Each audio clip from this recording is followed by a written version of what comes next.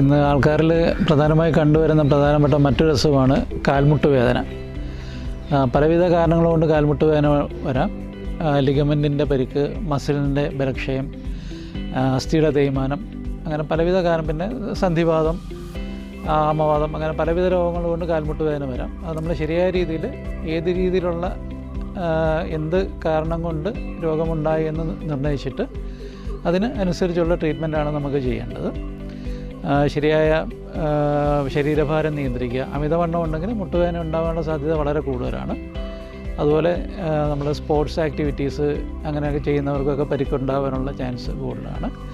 അതിന് ഫലപ്രദമായ ആയുർവേദ ചികിത്സകളുണ്ട്. പല രീതിയിലുള്ള നമ്മൾ ഉള്ളിൽ കഴിക്കുന്ന മരുന്നുകളും അതിനോടൊപ്പം തന്നെ പുറമേ ചെയ്യുന്ന കിഴികൾ, ധാര, വീഴ്ചിൽ, വസ്തി അങ്ങനെയുള്ള ട്രീറ്റ്മെൻറ്റ് കൊണ്ടും കാൽമുട്ട് വേദന, കാൽമുട്ടിൻ്റെ സന്ധിയുടെ തേയ്മാനം ഇതിനൊക്കെ നമുക്ക് നിയന്ത്രിക്കാവുന്നതാണ്.